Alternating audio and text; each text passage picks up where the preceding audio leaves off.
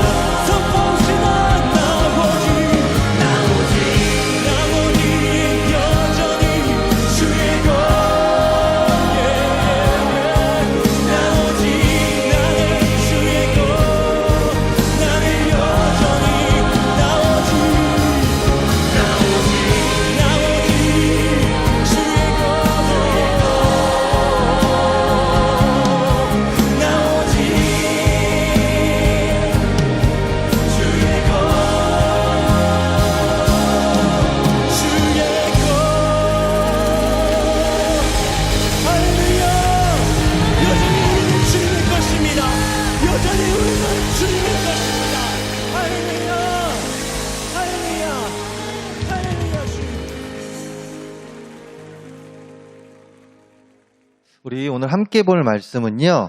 오늘 함께 볼 말씀은 창세기 1장 1절입니다.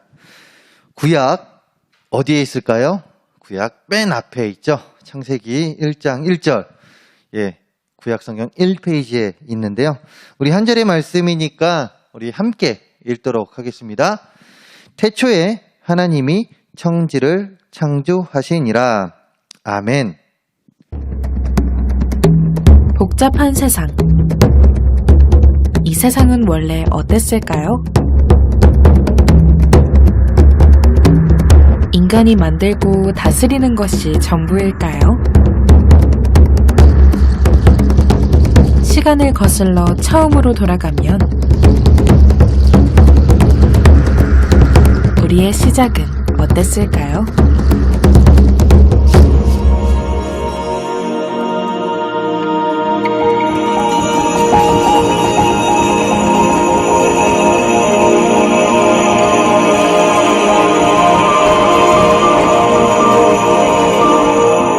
나는 누구의 다스림을 받아야 하나요?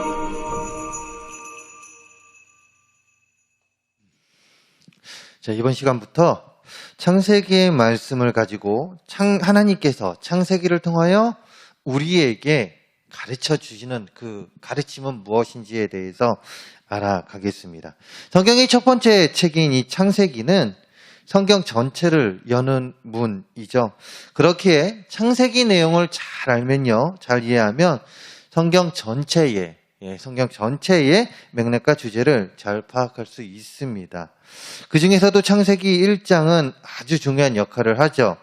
뿐만 아니라 오늘 읽은 그 첫 문장인 창세기 1장 1절은 창세기를 여는 열쇠이기도 합니다. 나아가 전체 성경을 여는 열쇠가 되죠. 즉 열쇠이자 핵심 주제가 담은 문장입니다. 그 말씀입니다. 그런데 1장 1절에서 무엇이라고 기록하고 있습니까?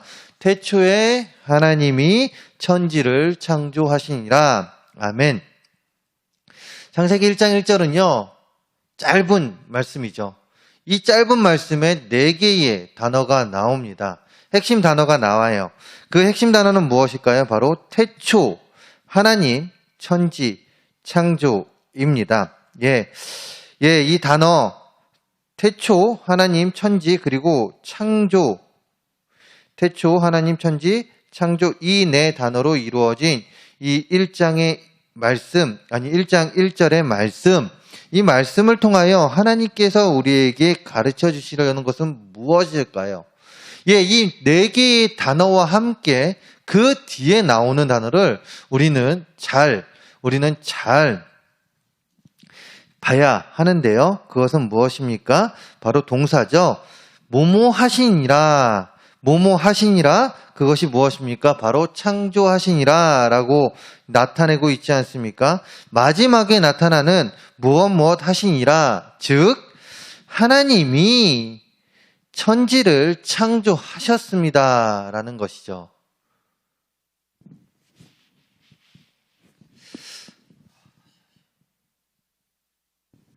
자, 우리 이번 시간부터 창세기 말씀을 가지고 하나님께서 창세기를 통하여 우리에게 가르쳐 주시는 그 교훈, 그 가르침은 무엇인지에 대해서 알아가겠습니다. 성경의 첫 번째 책인 창세기, 그 창세기는요, 성경 전체를 여는 문과 같습니다.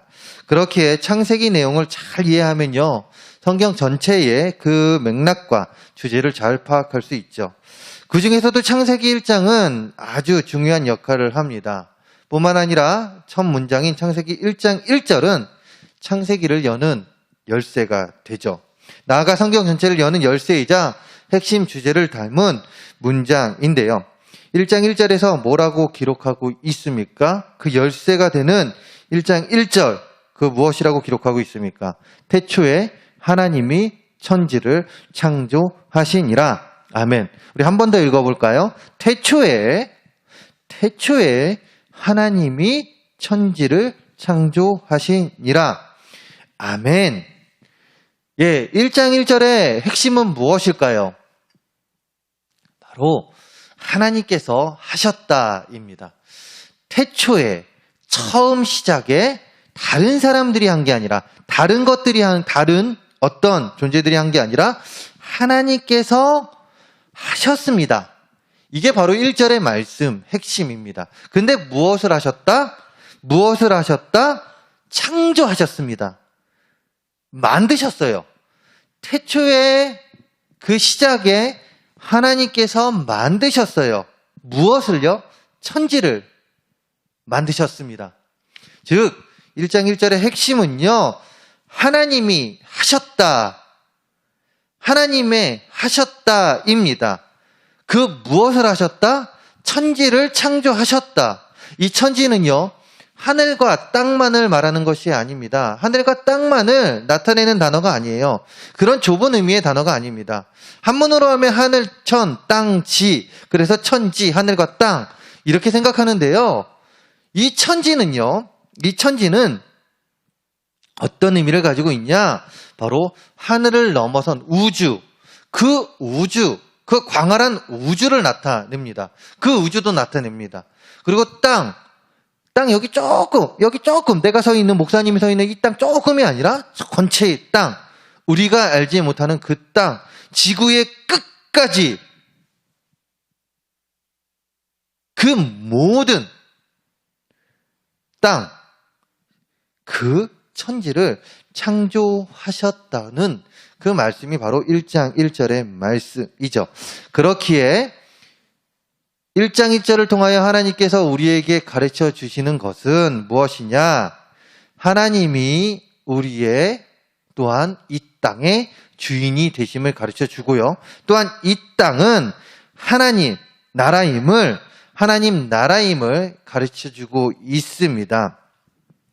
그러면서 이것을 우리에게 가르쳐 주면서 하나님께서는요, 또한 1장 1절의 말씀을 통하여 가르쳐 주는 것이 있습니다. 그것은 무엇이냐? 바로 창조되었다라는 단어를 통하여 우리에게 또한 가르침을 주고 있죠. 그것은 무엇을 가르쳐 주냐?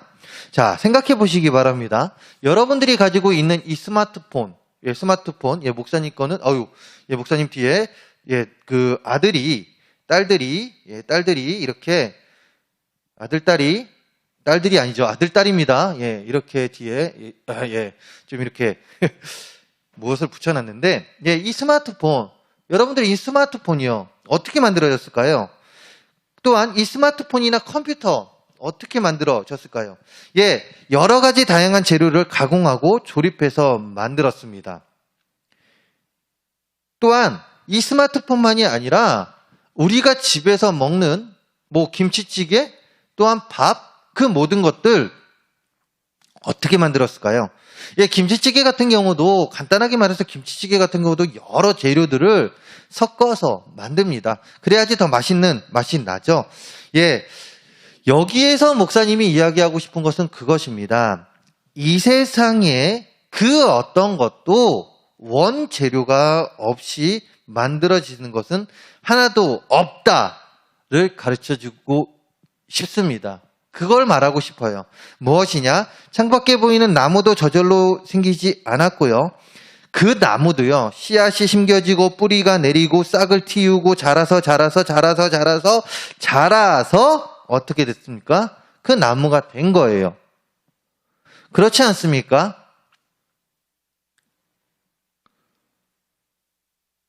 나무도 그렇게 자랐는데 이 스마트폰도 어떻겠습니까? 이 스마트폰도요, 원재료가 하나하나 모여서 결국에 이 스마트폰이 된 것입니다. 만들어졌습니다. 그렇다면 이 모든 것의 원재료 무엇일까요? 우리가 볼 수 있고 만질 수 있는 이 재료, 이 세상의 모든 것은 어떠한 재료들을 결합시키고 가공하며 만드는 것입니다. 그렇다면 이 세상의 가정,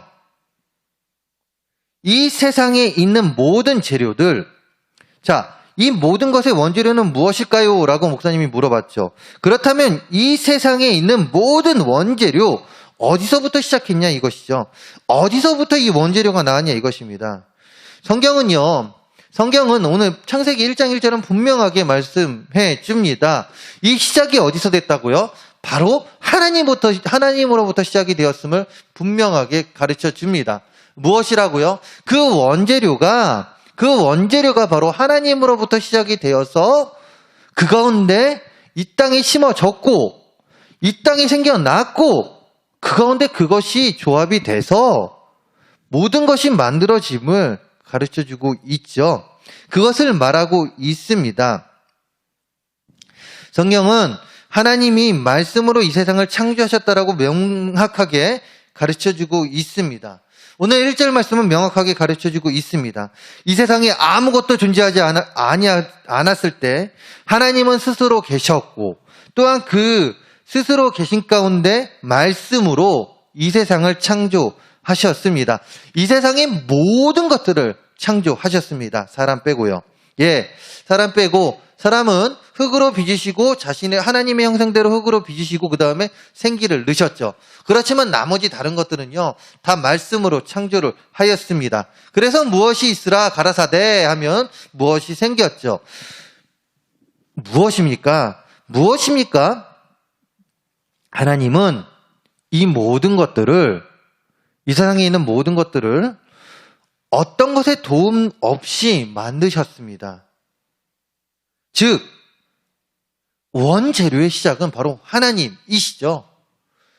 하나님이 창조하셨습니다. 그렇기에 앞에서도 이야기했듯이 이 세상의 주인은 누구다? 하나님이 이 세상의 주인입니다. 내가 이 세상의 주인이 아니고요. 또한 힘 있는 자가 이 세상의 주인이 아닙니다. 많은 사람들이 그렇게 이야기합니다. 힘 있는 자, 가뜩이나 세계대국, 미국을 생각하면 어떻습니까? 미국을 생각할 때 미국 대통령이 많은 사람들이 그런 이야기해요. 이 세상에 이 지구의 대통령이다라는 우스갯소리 말도 합니다. 즉 힘 있는 자가 이 세상을 다스린다라고 이야기하지만요. 아닙니다. 그들조차도 다스리는 사람이 있으니 그들조차도 컨트롤하고 계시는 분이 계시니 누구다? 바로 하나님이십니다. 왜요? 하나님이 모든 것을 자신의 뜻대로 창조하셨기 때문이죠. 하나님께서 천지를 창조하셨습니다. 하나님이 시작이 되십니다. 그렇기 때문에요. 이 나라, 이 세상, 이 우주 그 모든 것은 하나님이 주인이 되십니다. 자, 그렇다면 우리 좀 더 쉽게 이야기할까요? 쉽게 이야기하는 것이 아닙니다. 목사님이 질문하겠습니다. 자, 그렇다면 우리는 누구의 다스림을 받아야 할까요? 이 세상은 누구의 다스림을 받아야 할까요? 누굽니까? 바로 하나님이십니다. 우리는 하나님의 다스림을 받아야 합니다. 왜요? 방금 이야기했잖아요. 이 세상을 창조하신 분은 누구시다? 하나님이시다. 나를 만드신 분도 누구시다? 하나님이시다. 사람을 만드신 분 누구시다? 하나님이시다. 그렇기 때문에 우리는 하나님의 다스림을 받아야 합니다. 즉 창조된 이 세상 가운데 이 세상의 모든 것들 하나님의 다스림을 받아야 하죠. 그리고 하나님은요 손수 창조하신 이 세상을 향하여 단 한 번도 눈을 떼신 적이 없습니다. 주인으로서 이 세상을 항상 다스리고 계시죠. 그 어느 것도 하나님의 다스림에서 벗어난 적이 없습니다. 그리고 하나님의 이러한 다스림은 우리에게도 동일하게 적용되고 있습니다. 지금도 적용되고 있고요. 과거에도 적용됐고요. 앞으로도 적용이 됩니다. 즉 특히나 하나님께 택함받은 우리들, 세상 사람들과 구별된 삶을 살아가는 우리 그리스인들은요, 더욱이나 하나님이 다스리고 계시죠. 더욱더 친근한, 더욱더 가까이에서 우리를 다스려 주십니다. 그런데 이렇게 관심을 거두시지 않고 사랑의 시선으로 바라보는 그 시선이 얼마나 부담되는지 모르겠습니다. 예, 많은 친구들이 부담된다라고 이야기해요. 특히나 중고등부 학생들, 이런 하나님의 시선이 부담스럽습니다. 무엇입니까? 하나님의 말씀을 지키고 살아감이 너무나도 부담스럽습니다라고 이야기합니다. 예, 그렇기에 나는 이 하나님의 말씀으로부터 도망치고 싶어요 라고 이야기하죠. 어느 때는 그런 이야기도 합니다. 목사님이 그랬습니다.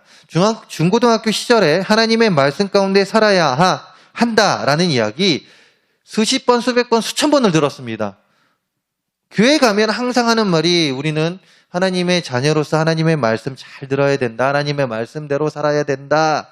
이 성경이 답이다. 예, 물론 성경이 답입니다. 그런데 중고등학교 시절에요. 그 이야기가 목사님에게는 정말 말도 안 되는 이야기였죠. 다시 말해, 하나님의 말씀대로 살아가는 것이 너무나도 싫었습니다. 왜요? 나는 하고 싶은 게 너무 많았어요. 목사님은 하고 싶은 게 많았어요. 또한 목사님 친구들과 함께 즐기는 것도 좋았습니다. 목사님 친구들과 함께 재밌게 노는 것도 좋았어요. 그런데 그 친구들이 세상 친구들이다 보니 소위 말해서 세상 친구들, 즉 평범한 학생들은 아니다 보니 어찌합니까? 그들과 놀으려면 그들과 뭔가 동질감이 있어야 돼요. 그들과 통하는 무엇이 있어야 됩니다. 그렇지 않습니까? 여러분들도 친구들 만날 때 그렇잖아요. 내가 그 친구들과 뭔가 통하는 게 없다. 그러면 나는 소외감을 느낍니다. 이렇게 한 무리가 있는데 그 무리 가운데 내가 들어가기 위해선 그들과 뭔가 연결고리가 있어야 되죠. 그런데 그 연결고리가 없으면 어떻게 합니까? 나는 소외된 느낌을 받아요. 그러다 보니 어떻게 해요? 그 친구들과 친해지고 싶은데 친해질 수도 없고 그 옛날에는 되게 친했었는데 오히려 어느 순간부터 거리가 멀어지고 그렇지 않습니까? 목사님만 그랬나요? 어쨌든 목사님은 그들과 연결고리가 있어야 되기 때문에 그리고 또한 그들과 그동안 잘 지내왔기 때문에 예, 그들과 또한 더 잘 지내고 싶어서 하나님의 말씀대로 살아감이 너무나도 부담스러웠습니다. 그 친구들은 교회를 안 다녔거든요. 그 친구들이 목사님을 존중했다 할지언정 예, 어느 순간 거리감도 느껴지는 그런 게 너무나도 싫어서 목사님은 말씀대로 살아야 된다는 것도 배웠지만 나는 삐뚤어질 테다. 나는 반항하겠다라고 이야기하면서 말씀대로 살기보다는요. 내 마음대로, 목사님 마음대로 살았습니다. 즉 하나님의 다스림 가운데 목사님이 살았어야 되는데 그러지 못했죠. 그러면서 평범한 중고등학교 학생의 삶을 살지는 않았습니다. 평범한 삶을 살지는 않았어요. 예, 공부보다는 놀기를 좋아했고요. 또한 친구들과 어울리기를 좋아했고요. 그러나 나중에 깨닫게 되었습니다. 목사님이 삐뚤어질 때다 하며 살아갈 때도 목사님이 친구들과 그 세상의 화려함과 그 친구들과 노는 것이 좋다고 막 그곳에 달려가서 그곳에서 놀 때도 하나님은 목사님을 한 번도 포기하지 않으셨어요.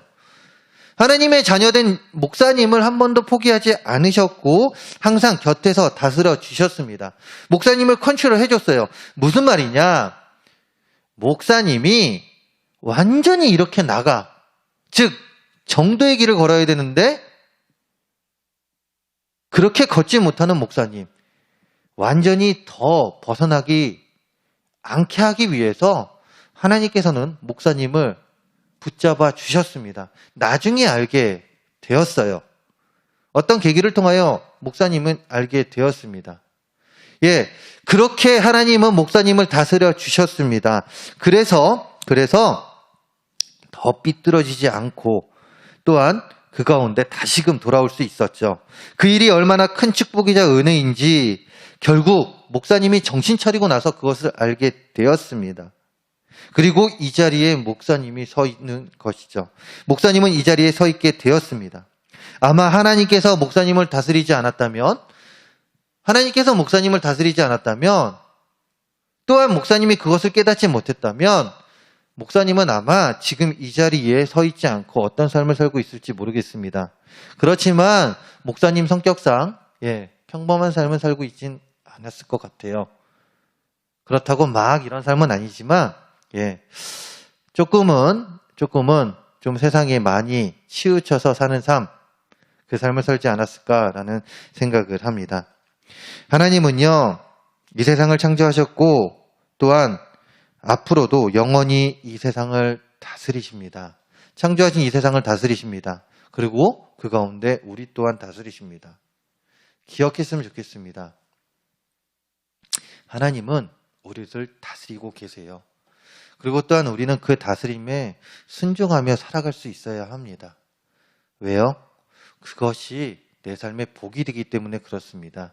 내 삶을 온전히 만들어갈 수 있기 때문에 그래요. 중고등학교 시절에 목사님이 이야기했듯이 그 세상이 화려함, 또한 친구들과 노는 것이 재밌었습니다.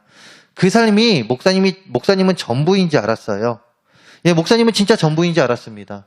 그것이 맞는 삶인지 알았어요. 그것이 중고등학교 시절에 살아야 될 삶이라고 생각을 했습니다. 그런데 나중에 깨닫게 되었죠. 그 삶은 잘못된 삶이었다.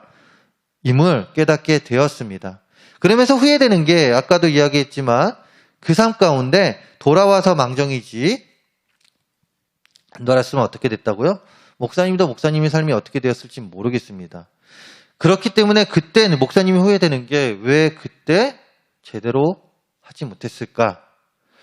내가 교회를 간 것도 목사님이 교회를 간 것도 우연찮게 간 거고 또한 그 가운데 하나님께 택함 받은 것을 깨닫는 것도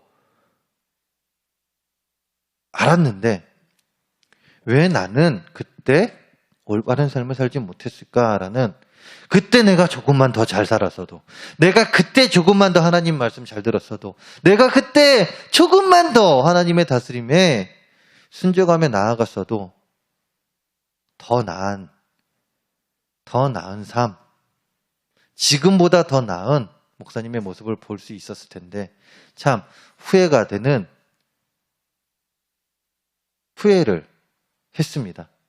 만약이 없지만 만약에 그때로 돌아간다면 목사님은 다시금 그때로 돌아간다면 순종하며 하나님의 말씀에 최대한 순종하며 살아갈 거예요.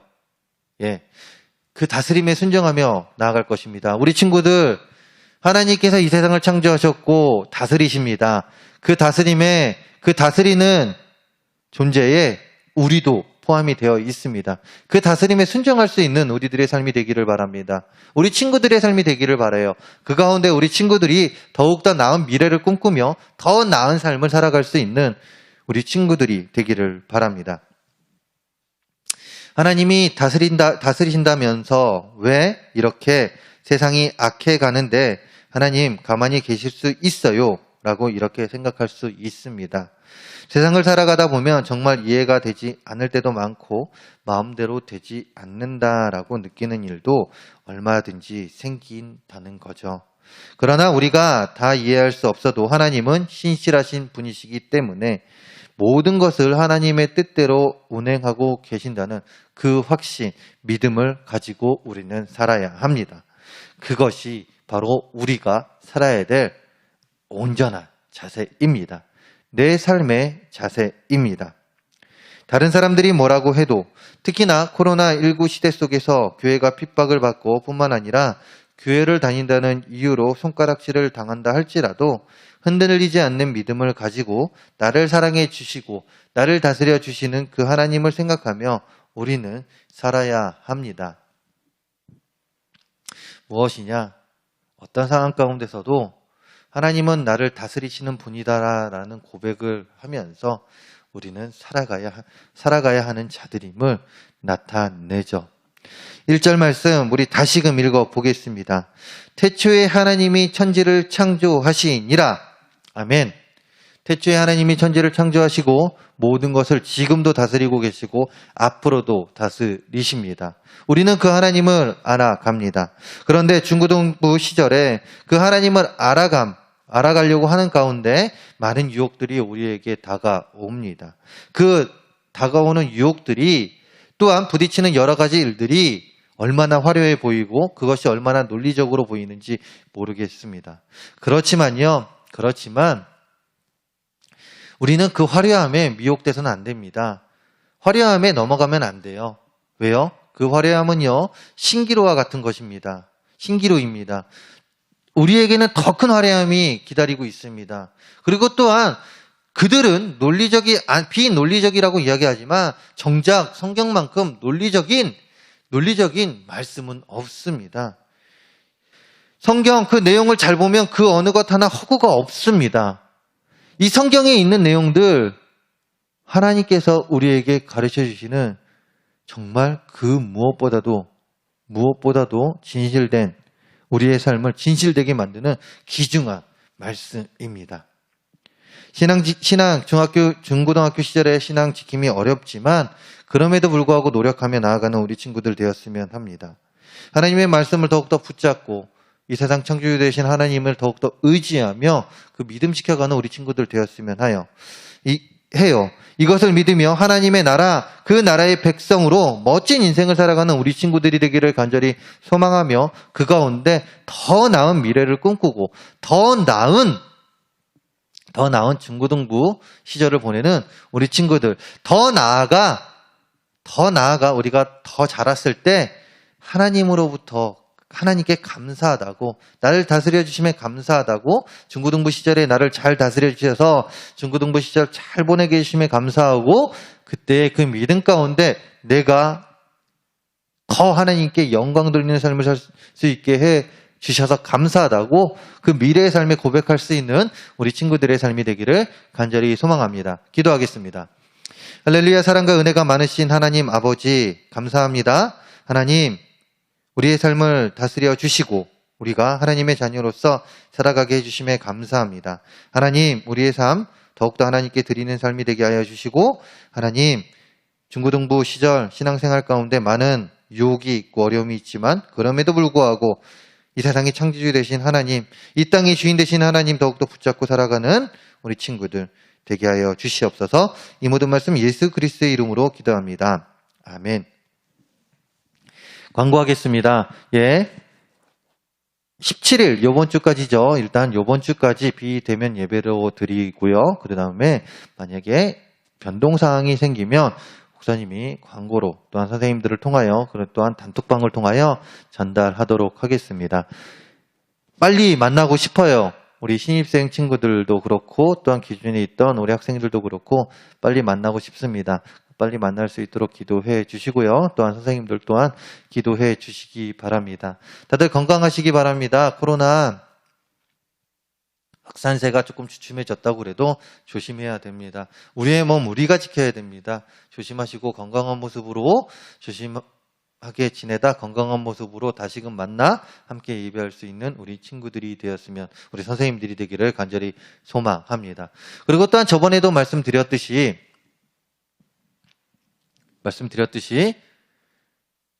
신입생 환영회와 1월 생일잔치는 우리가 대면 예배가 속게 될 때 하도록 하겠습니다. 이상입니다.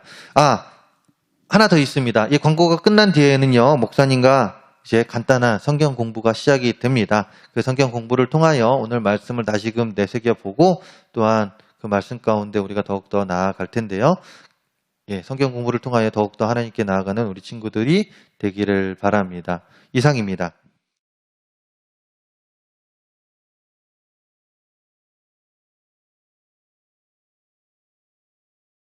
창조기사를 통하여 하나님께서 우리에게 무엇을 가르쳐 주시나요?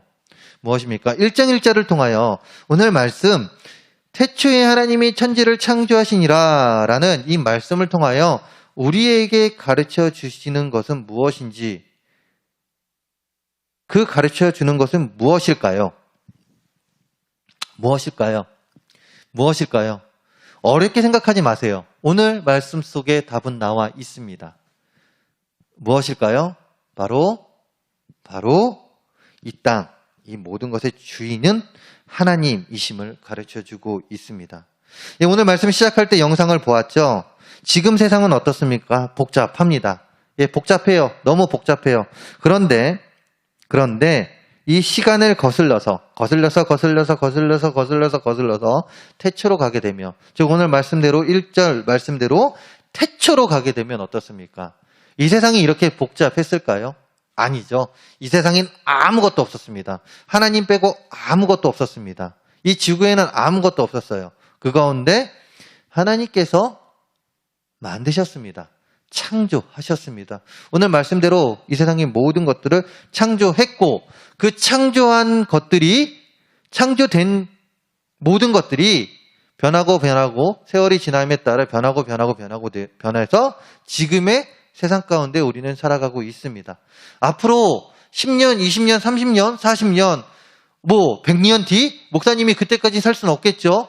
어떤 일이 벌어질지는 모르겠지만 그때 또한 변화된 세상 가운데 우리의 후손들은 살아가게 됩니다. 즉, 그 시작은 하나님이시고요. 그리고 또한 아무리 모든 문명이 발달되고 또한 세상이 변한다고 해도 그 세상을 다스리는 분은 이 세상의 창조주는 누구다? 하나님이시다. 이 땅의 주인, 이 땅의 모든 것은 하나님이심을 가르쳐 주고 있습니다. 이 세상의 주인은 다른 자가 아닙니다. 오늘 말씀 가운데서도 이야기했듯이 다른 자가 아닙니다. 바로 하나님이십니다. 이것을 기억하는 우리들이 되기를 바랍니다. 이 땅의 주인은 누구다? 이 세상의 주인은 누구다? 내가 아닙니다. 힘 있는 자가 아닙니다. 바로 하나님이십니다. 자, 그렇다면 두 번째 질문. 나는 누구의 다스림을 받아야 할까요? 누구의 다스림을 받아야 할까요? 이 세상은 누구의 다스림을 받아야 할까요? 답했나요?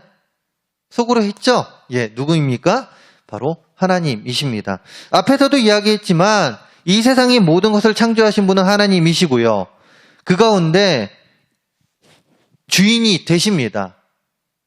그렇기에 우리는 그분의 다스림을 받아야 합니다. 세상의 권력자 또한 세상에 힘 있는 자가 아니라 바로 하나님, 그들조차도 컨트롤하시는 그 하나님의 다스림 가운데 우리는 살아야 합니다. 이것이 바로 우리가 살아야 될 삶입니다. 그 어느 것 하나 하나님의 손길이 벗어난 곳이 없습니다. 특히 우리 그리스도인이 그렇습니다. 우리 학생들이 그렇습니다. 우리 선생님들이 그렇습니다. 그 어느 것 하나 하나님의 손길이 벗어난 적이 없습니다. 그 하나님의 손길 가운데 우리는 살아가야 합니다. 그 삶을 살아가는 우리 친구들이 되기를 바라고요. 그 다스림 가운데 순종하며 나아가는 우리 친구들 되기를 바랍니다.